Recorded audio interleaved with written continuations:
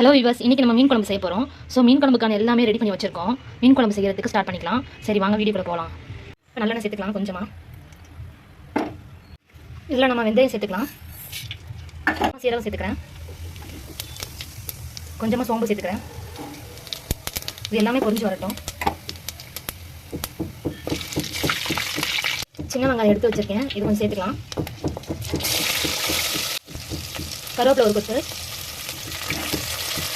இதெல்லாம் சேர்ந்து வதக்கி விடுங்க.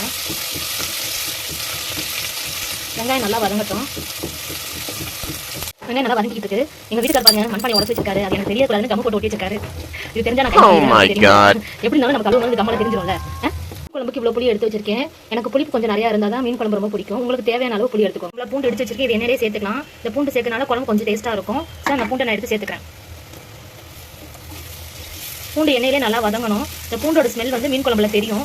ஸோ அதனால் நான் இடிச்சு பூண்டை சேர்த்துக்கிறேன். எங்கள் வீட்டுக்கார சொல்கிறாங்க, பூண்டு விற்கிற விலைக்கு இவ்வளோ பூண்டு சேர்க்கலாமான்னு கேட்குறாரு. குழம்பு நல்லா வேணும்னா அப்போ தேவையான பொருள் போட்டால் தானேங்க நல்லாயிருக்கும். நல்லா வெங்காயம் நல்லா ப்ரௌனிஷ் ஆகிடுச்சு. இப்போ தக்காளி சேர்த்துக்கலாம். ஒரு 4 பழம் நான் சேர்த்துக்கிறேன். பெரிய பழமாக 4 பழம் சேர்த்துக்கிறேன்.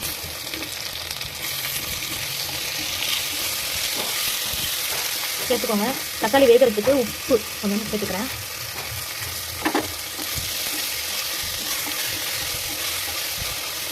மண்பானையில் செஞ்சு சாப்பிடும்போது உடம்புக்கு ரொம்பவே நல்லது.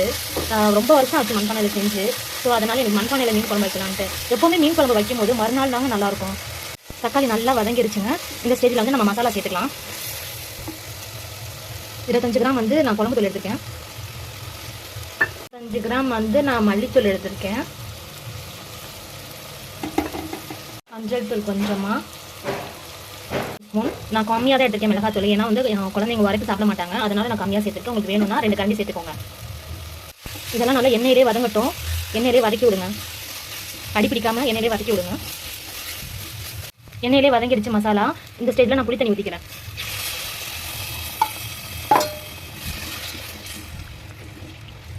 தேவையான அளவு நான் தண்ணி ஊற்றிக்கிறேன்.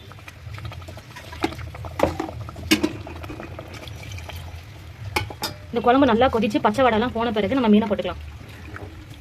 குழம்பு நல்லா கொதிச்சுட்டு இருக்கு. இந்த ஸ்டேஜில் வந்து நான் 1 மூடி தேங்காவை அரைச்சி பால் எடுத்து வச்சிருக்கேன், அதை சேர்த்துக்கிறேன்.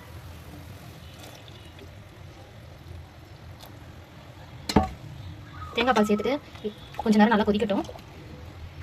தேங்காய் சேர்த்த பிறகு பச்சை வாடையெல்லாம் போய் இந்த குழம்பு நல்லா கொதிச்சுட்டு இருக்கு. இது கடையில் உப்பு உரப்பு புளிப்பெல்லாம் செக் பண்ணிக்கலாம். அப்படி செக் பண்ணதில் உப்பு கம்மியாக இருந்துச்சு. ஸோ நான் உப்பு சேர்த்துக்கிறேன். ஏற்கனவே மீனில் உப்பு போட்டதுனால உப்பு பார்த்து போட்டுக்கோங்க. அடுப்பை கேஸ் கம்மி பண்ணிட்டு இப்போ மீனை சேர்த்துக்கலாம்.